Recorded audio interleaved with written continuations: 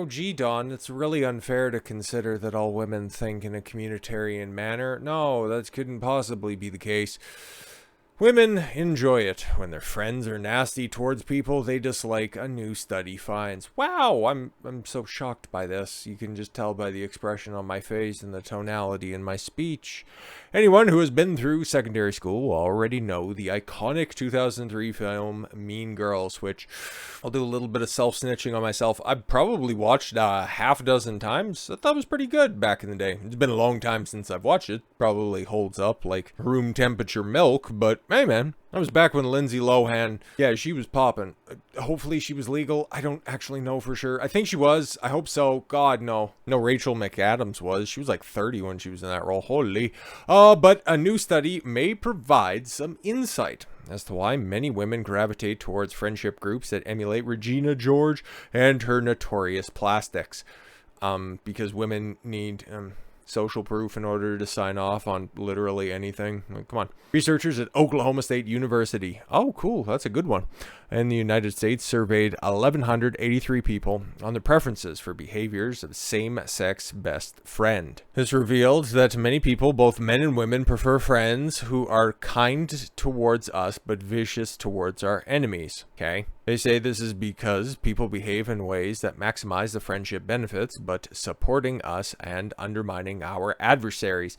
Well, and you also know that the way that women naturally tend to deal with confrontation is through indirect means. It's the way that they've had to resolve conflict since, the dawn of time. Men could resort to their physicality. Women, just being the fairer of the sexes, had to resort to different types of manipulation. So, of course, yeah, that totally makes sense. And a lot of people have been saying this for a while, but now just because there's specific numbers that are out there, now it's just going to become more accepted. Nah, this entire study is going to be masochism, right? It's going to be all misogyny. Much research has gone into how people like their friends to treat them, which generally and unsurprisingly indicates we like them to treat us well. Yeah, and of course. But just as Lindsay Lohan's Katie finds herself replacing her friends with Rachel McAdams' mean girl Regina, sometimes it seems kindness isn't all we seek out. For the study published in Elsevier Journal Evolution and Human Behavior, the psychologist wanted to investigate friend behavior preferences when directed at others, including strangers and enemies. Because one's friends also interact with other people, including one's rivals, we suggest that people might sometimes prefer friends who behave with greater monstrousness than brotherly love, they wrote. Interesting. Just in a little side box there, the study finds out that people choose friends that are vicious towards their enemies rather than kind and trustworthy in general. Interesting. In-group, out-group preference. Researchers say this may reflect a deeply strategic social cognition. Yeah, because if you let the wrong person into the group back in the cut, you would be dead, because the limping gazelle will end up taking down the entire pack because everybody gets slowed down, and guess what? The lion has easier prey to feast on, as they are seeking out those that could deter their enemy from harming them.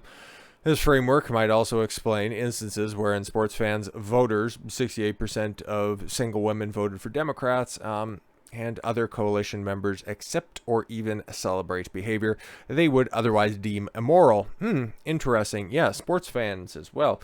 That's why there's been kind of a sportification, and why the phrase "politics is sports for ugly people" has kind of made the rounds in the past couple of decades. Bunch of very uncomfortable truths with this story right here. But what happened with those two after that film? Anyways, to do this, the survey linked individuals in students and non-student communities in the United States, as well as non-student communities in India. All right, so you had your control group. That makes sense.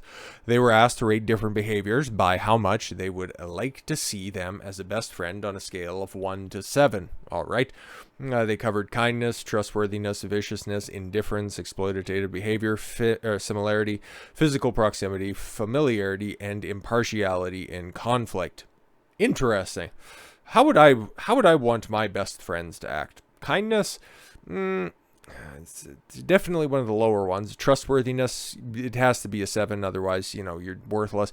Viciousness, what is your definition of viciousness? You'd have to be vicious when it comes to accomplishing a goal, otherwise you're useless. So I would say that that's pretty high. Indifference, no, you have to be pretty decisive, so that would be a 0. Exploitative behavior. Now, are we taking that as a textbook definition of exploitative behavior, where it comes to exploiting a problem and working out every single avenue of that? Because that's also very important, but I'd imagine it might be using other people's resources in order to benefit you and your group. It could be, depending on, phraseology there. That could be totally different. Similarity, I would like a group of guys that are also 6.5 feet tall. So, that would be terrific. Physical proximity, living close to one another, that makes sense. Familiarity, sure, fair enough. And impartiality and conflict. No, you, once again, need to be partial to your group. That's very important. So kindness, the ability to have your emotions under control and present a stoic front, that's very important. If we want to call that kindness, that would be great. Some of the surveys, these hypothetical behaviors were not directed at anyone, but for some, they were specifically directed at a participant, the participant's enemy, or a stranger. All right. Results revealed that, in general, people want their friends to be kind and trustworthy towards themselves and strangers. I don't know about that. However, they also wanted them to demonstrate these pro-social behaviors more towards themselves than both strangers and enemies. Yeah, makes sense.